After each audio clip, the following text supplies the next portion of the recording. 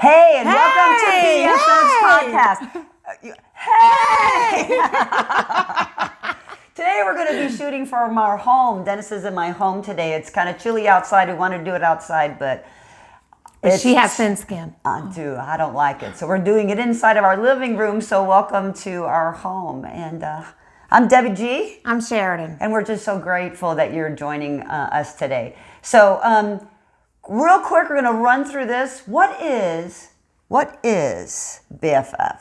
BFF is a community of courageous people who talk about real life stuff, and we talk for real. We provide a place that's safe and talk about the hard things in life that no one wants to talk about. Yep, and I love that we have come and embraced the idea of courageous community, because we're talking about stuff that most people won't talk about. And you have to be courageous to have these kind of conversations. These real life issues that we have need an outlet, and what a great community we have. Yes. And we'd love for you to be a part of that community Absolutely. sometime. Okay? So We want you to interact with us. So like us, love us, post any questions or comments, and we'll get back with you on that. We appreciate y'all. We do. We get back, so you'll see our comments with that. So last week, so 2 weeks ago, we had the Reverend Sangoon, you talking to us about trauma and resiliency. Yes. And it was a great segue into this last week, which our topic was... Bitterness. Bitterness. Ugly. Better? No. No. So it is the branch of bitterness. So this is our tree. We're in the branch of bitterness right now. And so our Friday night lesson, though it only had a few questions, was very in depth. And so we're going to be breaking down bitterness for a few weeks now. Yes. I don't know about you. What? Could discuss this for a long time. Forever. Yeah. And you know, the thing is that, and I'm going to read this right from our lesson because I think it's just so really important. Bitterness is probably one of the most unrealized strongholds in our lives. It is often buried so deeply within us, we don't even know that it is there. Amen. And I can totally attest to this. I had no clue how angry and bitter I was. I had no idea.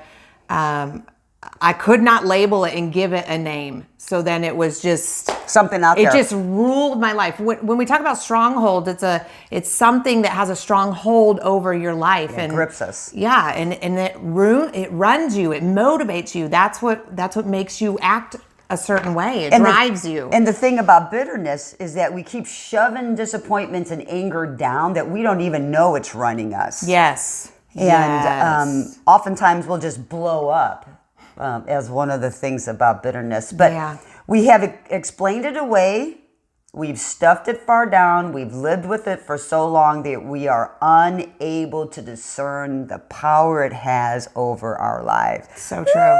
Woo! So what is bitterness? So we look for some things that will explain that. So Webster says that it's a sharp or unpleasant taste. Anyone ever done anything that has left you with an unpleasant taste? Or that you have done to somebody that wasn't so pleasant and didn't taste so nice. Causing sharp pain to someone or your mind, having a resentment or disability or disappointment. Yeah. But some of the fruits from bitterness are anger, blaming, where we're going to blame everything on everybody else about why our life is the way it is. Yeah. My mama, my daddy, my cousins, my auntie, my spouse, everything. Yes. We're envious of other people. We have jealousy in our lives. We're argumentative. And we talk smack about people. Guilty. Yep, check mark. I was all of those people at one point or not. Yeah, you know, for me also, bitterness helped me to excuse the way that I felt and justify the way that I felt. Yeah, like I deserve That was like to be a fruit angry. of bitterness. Yeah, totally. I deserve it. Look what they did to me. Totally. I Keeps you in that deserve place that. of victimization. It kept me in that place of victimization. Yeah, I deserve to be angry. I mean, I have a person in my life who did an injustice. Yes. And the injustice wasn't done to me. It was done to someone I love. And I was just like, and that person wasn't able to defend themselves. Mm-hmm. And I I was like, It's on. It is. Oh, and that was tough. I mean, and I know that I have to forgive. That's what I keep saying. Lord, help me to have that spirit of forgiveness because I don't. I'm so angry. I want to be angry. I deserve to be angry. Yes. And it really took me a long time to be able to get out of that place. I think that if it was done to me, I wouldn't have had that kind of issue. But if it done to someone that I love, Yeah. who is weaker than the person who did that, that makes me mad. That's an Yeah. injustice. It's just like, Yeah. So, but still, to be in that place of it ruling me, because when that person's Yes. when that person would come to mind, it would be just like, rah, like everything I've real. worked at to kind of like not be in drama and not be in this victim It came mode. up real quick. And right away, I was like, oh, You just like, turn into a totally different person. You're like, oh my gosh, for real. what's wrong with me? I know. I know what you mean. You do, right? It's like, no, I'm good, I'm fine. You say one person's word and you're like, ah, right? Yes. Wow. Yeah, that's a good indicator. You might got some bad. Oh, that's a real for sure type of thing. And we laugh about it only because we can relate to this so much, and it did rule our lives. It absolutely did. And we only have so much energy to dispel Yeah. in our lives, period. We just do.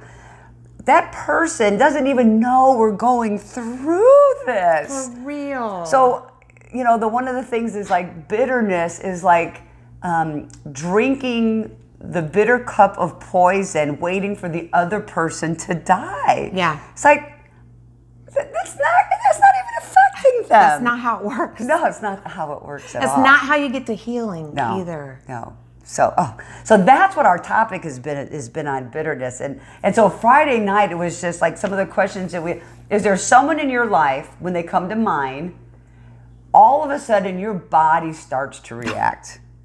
That's what we just talked about. Physically and emotionally, for real. Yeah. You start rising up inside. Really, you're like getting all of a Oh sudden, my gosh. right?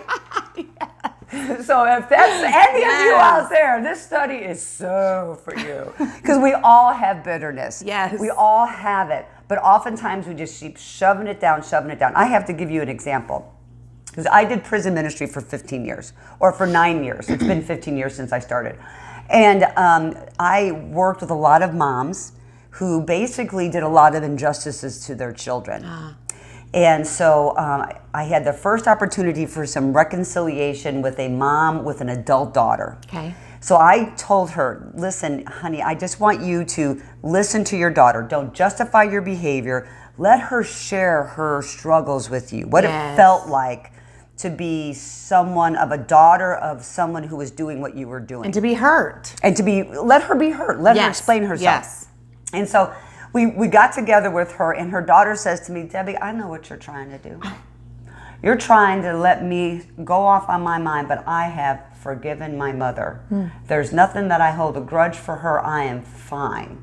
So it's not going to happen. I'm like, okay. So we sat down, and I asked her like 2 questions. She turned over to her mama, and for the next hour, she just poured like, you have no idea how this was going on and on and on and on about this. And so what we often do is especially when it's a parent who has done something to us or someone that we're kind of codependent even or Yeah. protecting, is that we try to justify their behavior. Yes. Yep. Excuse it. Yeah. And truly, we're not okay with that. No. But we try to justify their behavior.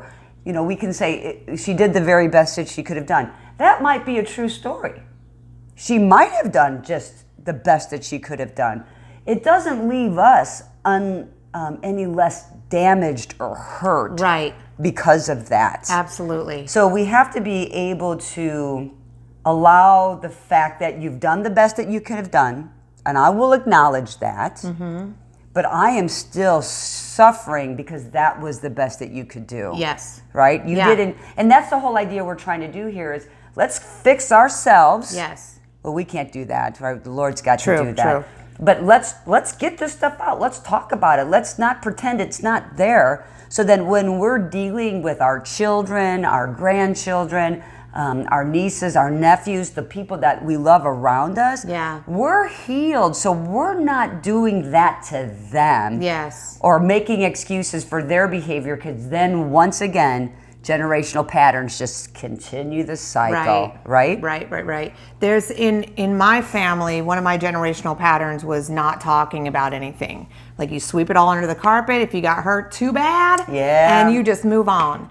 And so there was a lot of bitterness that was built up in all of us because nothing ever got dealt with. Nothing ever got communicated about. Nothing ever got talked about and moved through to get to that place of healing.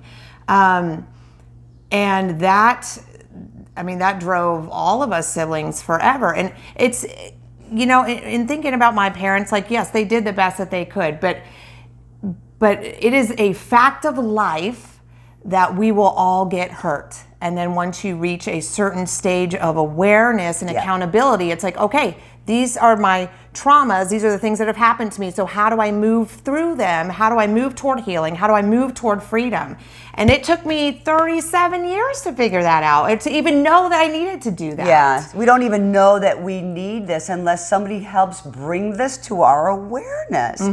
And when we start taking responsibility, okay, so maybe an injustice was done to us, but like what you said is so important. We come to a place of awareness. Yes. Now we're responsible. We cannot really do the blame game, play the victim any longer. And it keeps you stuck. That does. keeps you stuck. And so some of the other fruits of bitterness are isolation.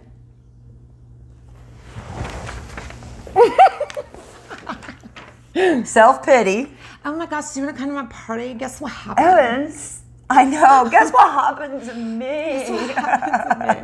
No, we don't want to confuse compassion with self-pity. Yes, yeah. Okay, so we can be compassionate. What happened to you? I want to hear. So our goal is to resolve to get out of this place. Yes. Instead of Not stay stuck self-pity, there. it's like bring as large of a crowd you can. Yeah. And let's play a woe is me kind of game. Yes. Everyone's horrible to me. No one understands me. No one loves me. Blah, blah, blah, Yes. blah. Right? Yes. Other ones are hateful acts. Vengeance. That's Revenge. yeah. How many of us is like, oh, I'm going to back at you for that? For real. Oh, you hurt me? Wait. Yeah. Even road rage. You just cut me off. Oh, come over here. Withholding conversation, withholding love. The silent treatment. Yeah, absolutely. Yeah. Okay. I don't even see you. I don't even see. Oh, I've done Talk of the hand. so ugly. Oh, I've done that for so many years. And then the other thing is skeptical. I don't trust you because you hurt me, and so and you do that to everybody else. And then all of a sudden, actually, what we start doing is we start taking that skepticism and we're laying it on other people. Yes. So we want, that's enough information, I think, for today, because that's like almost information overload. We could talk about bitterness forever, and we're going to. Yes. But here's something: never trust your tongue when your heart is bitter, because what you're going to spew out is going to be nasty. Not gonna be pretty or No. taste good. No, and that person's going to get a. Read that again, because I love that. Never trust your tongue when your heart is bitter. Hush until you heal a little bit more. Amen. So the application. Do you have someone in your life who you are holding anger, resentment, or unpleasant thoughts about? Remember, God will take care of justice. So will you leave justice and revenge to God? Learn how to be a happier person. Amen? Amen. So we hope to see you Friday night. Come to Central Phoenix at First Christian. Doors open at 5:30. Check us out on Facebook page and our Mesa location down at Ferguson Memorial Baptist. Grateful for you spending time with us today. Welcome to our home again. We'll see you next week. Bye.